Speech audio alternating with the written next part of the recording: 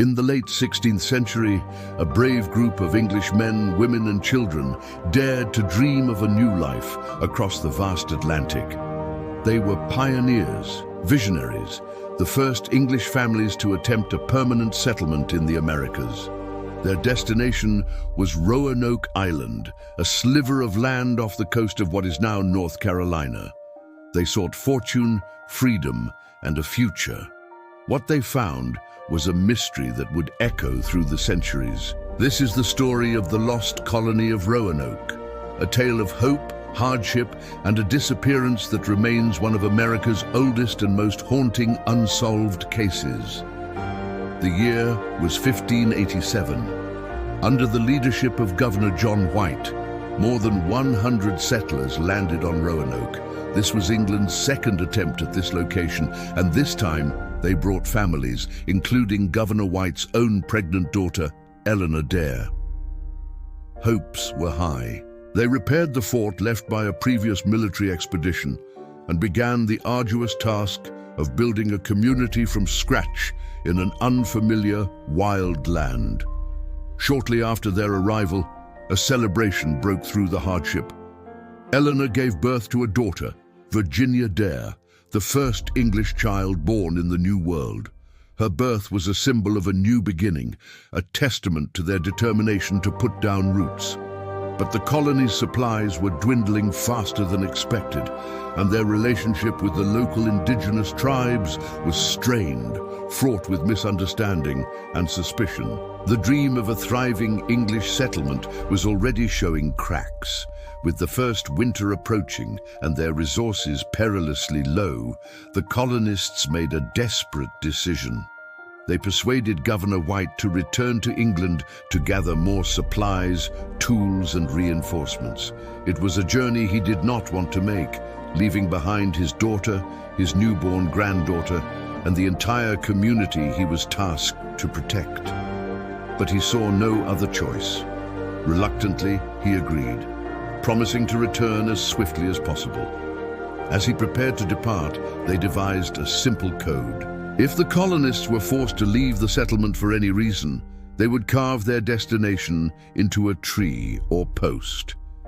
And if they were in distress, they were to carve a Maltese cross above the name. With that somber agreement, John White sailed away, watching the shores of Roanoke fade into the horizon, completely unaware that he would never see his family or his colony again. John White's planned swift return turned into an agonizing 3-year ordeal. Upon arriving in England, he found his country on the brink of war with Spain. The mighty Spanish Armada was preparing to attack, and every available ship was conscripted for the defense of the realm. White pleaded with Queen Elizabeth I, with Sir Walter Raleigh, with anyone who would listen, but his efforts were in vain. The needs of a small, distant colony were overshadowed by the threat of a full-scale invasion. Year after agonizing year passed. White was trapped, haunted by the thought of his family and the settlers he had left behind, their faces a constant presence in his mind. He could only imagine their struggle for survival, their dwindling hope, their prayers for his return. Finally, in August of 1590, 3 long years after he had left, John White managed to secure passage back to Roanoke. As his ship approached the island, a sense of dread began to creep in.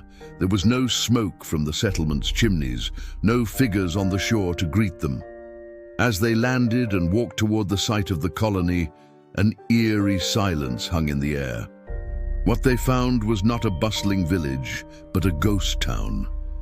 The houses had been carefully dismantled, not violently torn down. Cannons, heavy iron bars, and other cumbersome items were left half buried in the sand. The entire area was overgrown with weeds, as if it had been deserted for some time. There were no signs of a struggle, no bodies, no graves. It was as if over 100 people had simply vanished into thin air. As White and his men searched the desolate settlement, their unease grew into profound bewilderment. They scoured the area for any clue, any message left behind. Then they saw it. Carved into a wooden palisade post at the entrance to the fort was a single, cryptic word: Croatoan. White's heart must have leaped with a flicker of hope.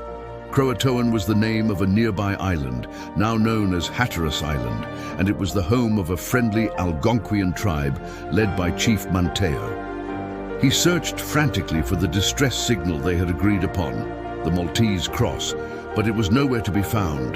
The absence of the cross suggested the colonists had left willingly, relocating to Croatoan. Another carving was found on a separate tree, simply CRO. It seemed to be a clear message. White was desperate to follow this lead, to sail to Croatoan and reunite with his family. But fate, it seemed, had one more cruel twist in store. Just as White prepared to sail the 50 miles south to Croatoan, a powerful storm, a late-season hurricane, descended upon them.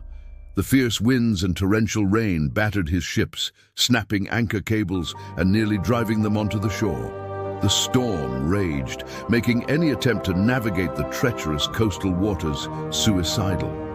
His crew, already weary from the long voyage, refused to risk the journey.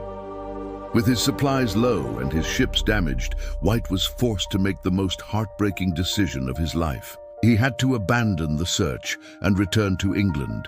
He would sail away from the New World for the last time, leaving the fate of his family and the colonists to the mists of history, forever tormented by the single word left behind: Croatoan. So what happened? Did the colonists simply move to Croatoan Island? This is the most straightforward theory. They may have integrated with Manteo's people, seeking food and shelter. For centuries, this theory seemed plausible, but unprovable.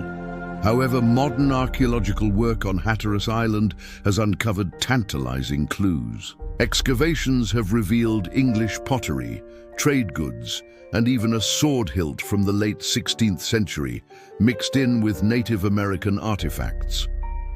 DNA studies have also sought to trace European ancestry among the descendants of the Croatoan people.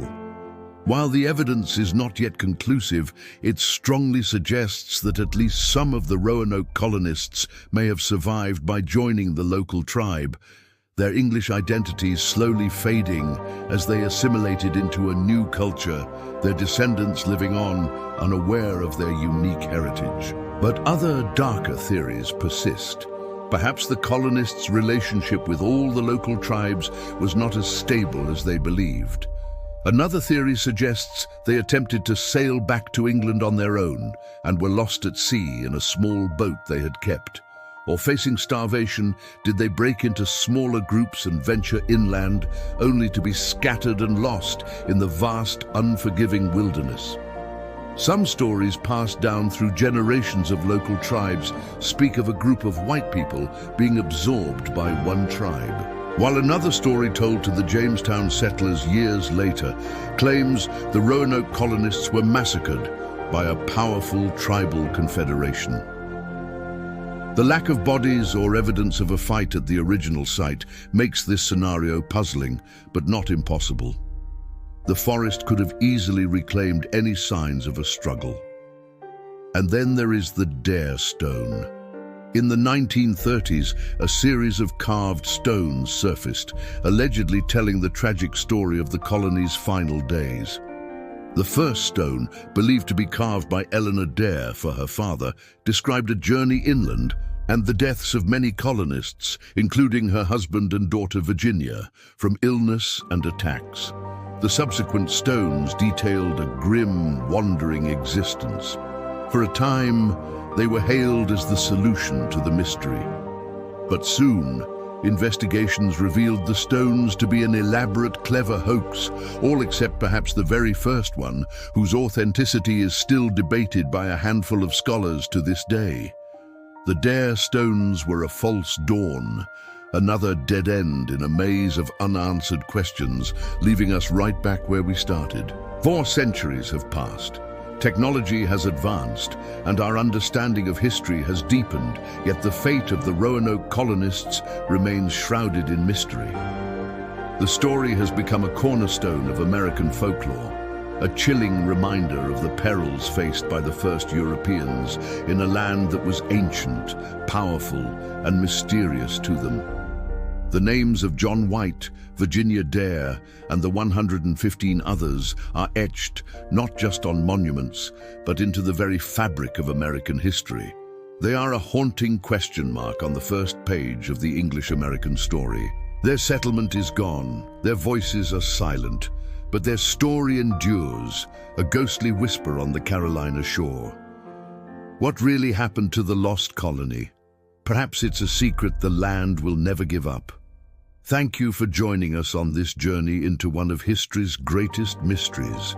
If you find these kinds of stories as fascinating as we do, don't forget to like this video and subscribe to our channel for more explorations into the past. We'll see you next time.